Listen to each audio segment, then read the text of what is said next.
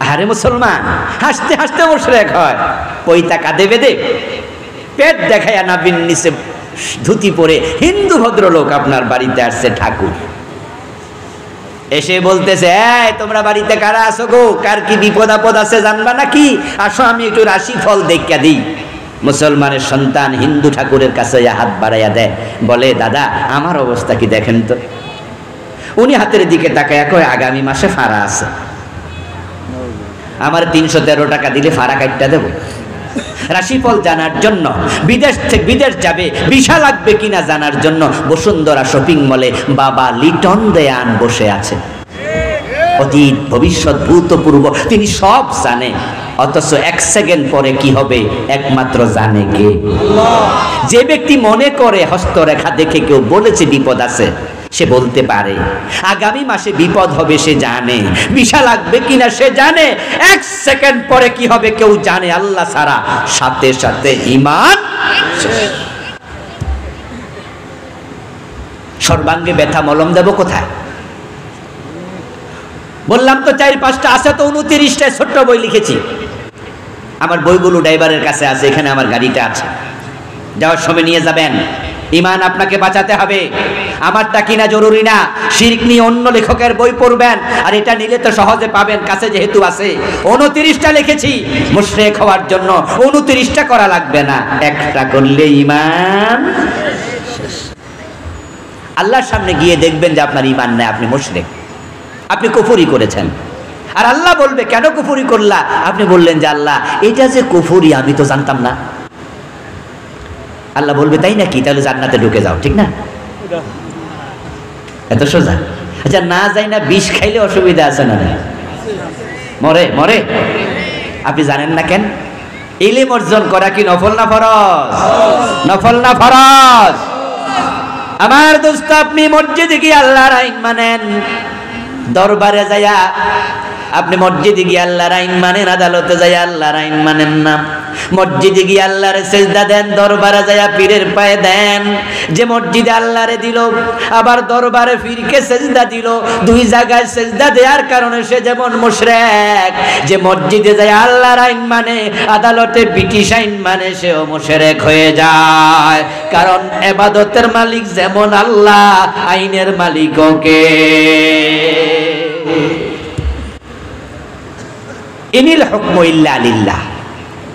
আল্লাহ তাআলা কোরআন মাজিদে বলছেন আল্লাহ ছাড়া কারো হুকুম কারো আইন চলতে পারে না।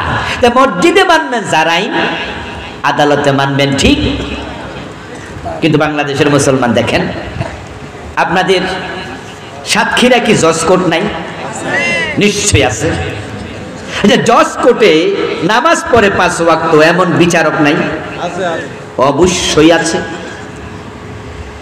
জজ সাহেব, সহকারী জজ, ম্যাজিস্ট্রেট 5 ওয়াক্ত নামাজ পড়ে এমন অনেকেই আছে। সাতক্ষীরা জজ কোর্টের জজ সাহেব জোহরের নামাজ পড়তে মসজিদে গেল, ইমাম সাহেবের পিছনে দাঁড়ালো। জোহরের নামাজে 2 রাকাত শেষ করার পরে আত্তাহিয়াতু পড়তে বসতে হয়, এটা ওয়াজিব। ইমাম সাহেব ভুলে গেছে, ভুলে তিনি দাঁড়াতে শুরু করছে। জজ সাহেব পিছন দিয়া লোকমা দিল, একা না, ম্যাজিস্ট্রেট সাহেবও দিল, অন্য মুসল্লিরাও দিল। 2 রাকাত পড়ার পরে যদি দাঁড়িয়ে যায় ভুলে, লোকমা কি আমরা দেই না? দেই। হুজুর জজ সাহেবের লোকমা পেলেন, দাঁড়ানি না দাঁড়াইয়া তিনি দাঁড়াইতেছিলেন, বসে গেলেন, নামাজ যথারীতি শেষ করে দিলেন। জজ সাহেব বুঝলো হুজুর ওয়াজিবে ভুল করেছিল, আমি লোকমা দিয়েছি।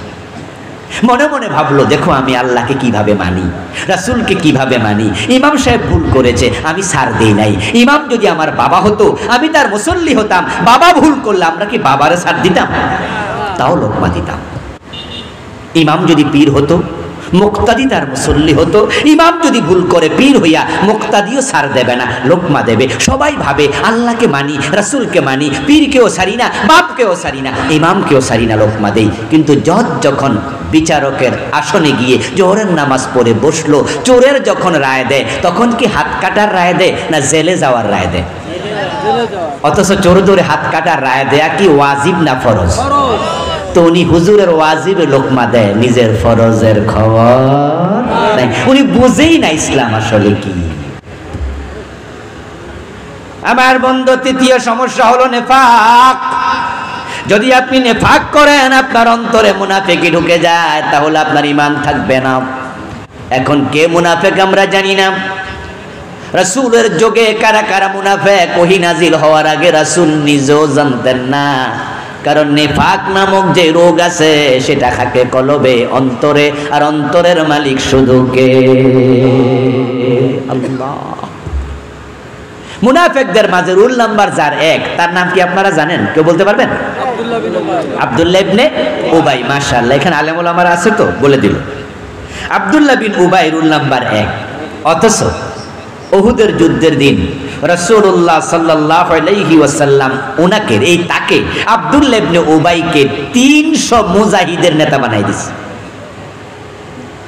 যার ব্যাপারে কোরআন মাজিদের আয়াত হলো ইন্নাল মুনাফিকিনা ফিদ দারকিল আসফালি মিনান নার, জাহান্নামে ফেরাউন নমরুদের নিচে থাকবে।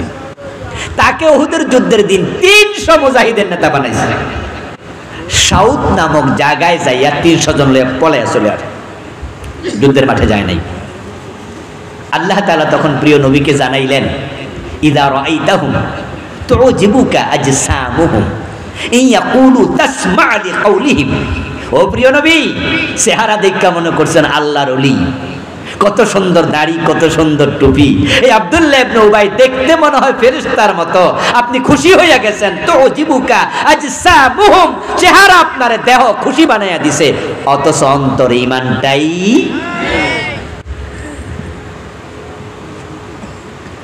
আমার বন্ধু, কার অন্তরে নেফাক আছে আমরা জানি না। মুনাফিকের যে আলামত গুলো আছে, বাংলাদেশে আলামত গুলো নিয়ে আলোচনা হয় খুব কম, খুব কম। হুজুররা যখন ওয়াজ করে মাহফিলে, মসজিদে, তখন 4টা বিষয় বলে শুধুমাত্র। মুনাফিকের আলামত 4টা। কথা বললে মিথ্যা বলবে, আমানত দিলে খেয়ানত করবে, ওয়াদা করলে খেলাপ করবে, ঝগড়া করলে গালিগালাজ করবে। এই হাদিসগুলোই বলে। অথচ এই বইটা আমি লিখেছি মুনাফিকের আলামত 29টা, বাকি 25টার খবর কি? 4টা না শুনলেন? আরো মজার কথা শুনুন, যে 4টা শুনলেন, এই 4টা যদি কারো কলবে থাকে সে কাফের হবে না। এটাকে মুনাফিক আমলই বলে। এগুলো কলবে ঢোকে না, এগুলো আমলের ব্যাপার। কিন্তু কাফের হয় সেই মুনাফিক যার কলবে নেফাক ঢুকেছে, সেটা হলো চিন্তার জগতের নেফাক। সেগুলো কি এই দেশে আলোচনা নাই বললেই চলে। অথচ আল্লাহ তাআলা কোরআন মাজিদে ফি কুলুবিহিম মারাদ, ফি কুলুবিহিম মারাদ, ফি কুলুবিহিম মারাদ বারবার বলেছে বিভিন্ন আয়াত। অন্তরের মুনাফিক, আসল মুনাফিক। আচ্ছা, এখানে জীবনে মিছা কথা কন না এমন কয়জন আছেন? তো মিছা কথা কইলে মুনাফিক হইলে তো আমরা সব দিয়ে মুনাফিক। আসলে এটা নেফাকে আমলি, ছোট্ট নেফাক। মূল নেফাক হলো অন্তরেরটা, এটা জঘন্য। সেটা কি? 1-2টা বলি। فإذا أنزلت سورة محكمة وذكر فيها القتال رأيت الذين في قلوبهم مرض ينظرون إليك نظر المغشي عليه من الموت। ও নবী, যখন আপনার কাছে কোরআনের সুস্পষ্ট কোন আয়াত নাজিল হয় আর সেখানে জিহাদের কথা থাকে, আপনার সামনে যারা বসে আছে, জিহাদের আয়াত শুনলে দেখবেন অনেকের চেহারা কালো হয়ে যায়। যারা জিহাদ পছন্দ করে না তাদের কলবে নেফাক ঢুকে গেছে। জিহাদের কথা শুনলে জঙ্গিবাদের গন্ধ খোঁজে, এমন লোক বাংলাদেশে আছে না নাই? জিহাদের কথা শুনলে রাজনীতি মনে হয়। এ জাতীয় চিন্তার লোক আলেম ওলামাদের ভিতরেও আছে। এজন্য দেখবেন অনেক হুজুর আছে জিহাদের ওয়াজ জীবনেও করে না। কয় কি, আমরা তো রাজনীতি করি না। 40 বছর ইমামতি করছে, জীবনে একদিনও জিহাদের ওয়াজ করেনি, এমন ইমামও আছে। লাখ লাখ মুরিদের ভিড়, জীবনে এই মঞ্চে বসে একদিনও জিহাদের ওয়াজ করেনি এমন পীর সাহেব। সব ওয়াজে রোজা, নামাজ, হজ, যাকাত, জিকির, আজকার, তাসবিহ, তাহলিল, ইসলাম শেষ। অথচ যে হজের ওয়াজ করলেন, সে হজের রাসূল জীবনে একবার করছে। হজ রাসূল কয়বার করছে? আর জেহাদ করছে জেহাদের ময়দানে সেনাপতি হইয়া তলোয়ার হাতে নিয়ে 27 বার। যে নামাজের ওয়াজ করে মুখে ফেনা ফেলাই দিলেন, নামাজের ওয়াজ করতেই হবে, আমরাও করি, আপনিও করবেন। সে নামাজের কথা কোরআনে আছে 83 বার 82 বার, জাকাতের কথা আছে 80 বারের কম বেশি, হজের কথা আছে 3-4 বার, রোজার কথা আছে 3-4 বার, আর জেহাদের আয়াত ডিরেক্ট ইনডিরেক্ট হলো 500টা। আল্লাহর নবীর একজন সাহাবী খুঁজে পাবেন না যিনি জেহাদ করেন নাই। অন্ধ সাহাবী ইবনে উম্মে মাকতুম পর্যন্ত যুদ্ধের মাঠে মারা গেছে। জিহাদ করতে গিয়েছে রাসূলের মেয়ে ফাতেমা, জিহাদের মাঠে গিয়েছে রাসূলের স্ত্রী আয়েশা, জিহাদের মাঠে গিয়েছে রাসূলুল্লাহর ফুফি সাফিয়া বিনতে আব্দুল মুত্তালিব, জিহাদের মাঠে গিয়েছে সব সাহাবী। আর জিহাদের কথা শুনলে তোমার ভালো লাগে না, তুমি মুনাফিক, তুমি মুনাফিক, তুমি মুনাফিক। আবার জিহাদ বলতে বাংলা ভাইয়ের মতো মানুষ মাইরা গাছে ঝুলানো বুঝবেন না। জিহাদ বলতে শায়েখ আব্দুর রহমানের মতো 500 জায়গায় একসাথে বোমাবাজি করাকে বুঝবেন না।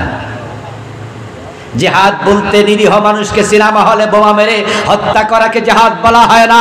আদালতে বোমা মেরে বিচারক হত্যা করার নাম জিহাদ না, এটা সন্ত্রাসবাদ, এটাকে ইসলাম সাপোর্ট করে না। ইসলাম নিরীহ মানুষকে হত্যা করার অনুমতি কখনো দেয় না।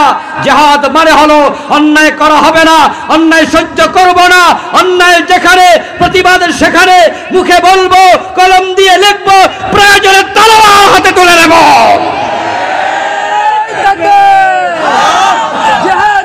জিহাদ চাই, জিহাদ করে বাঁচতে চাই।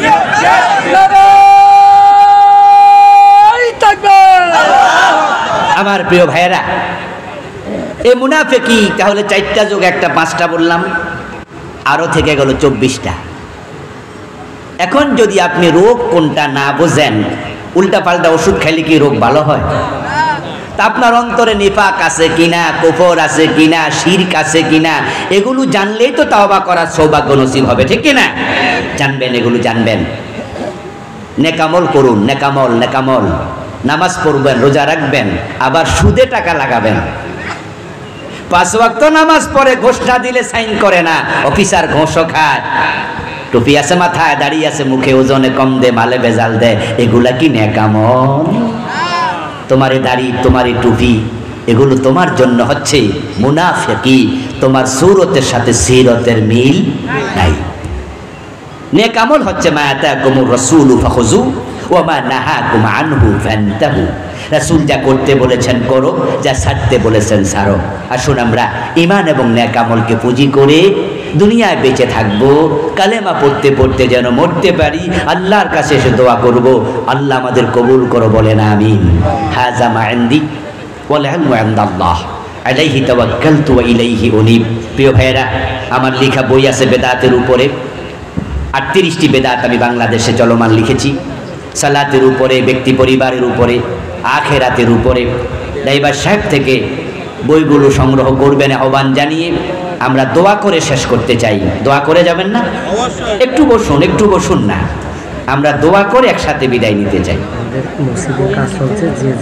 মসজিদের কাজ চলছে, আপনারা যদি কেউ সহযোগিতা করতে চান তাহলে স্টেজে মসজিদের জন্য সহযোগিতা করার অনুরোধ করছি। বই স্টেজে না, বই হলো গাড়িতে, গাড়িতে বই আছে। জি, আমরা কি দোয়া করে দেব? মসজিদের জন্য মুরব্বী দিলেন 1000 টাকা, মাওলানা সাহেব হুজুর দিলেন 500 টাকা, আল্লাহ কবুল করো। মেম্বার সাহেব দিলেন মসজিদের জন্য 2000 টাকা, আল্লাহ কবুল করো। কি আরো আছে দেবেন মসজিদের জন্য কিছু টাকা পয়সা?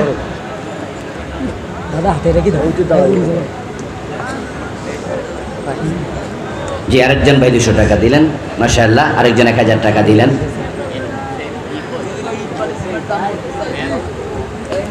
যদি ইট বালি সিমেন্ট কেউ দিতে চান, মসজিদের কাজ হচ্ছে, দিতে পারেন। জি,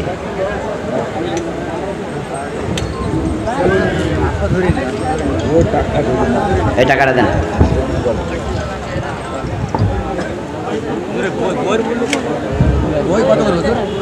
বই এক একটা এক এক দাম, 7টা তো আলাদা আলাদা। যান, গাড়িতে যান, ড্রাইভার সাহেব বলবে। জি,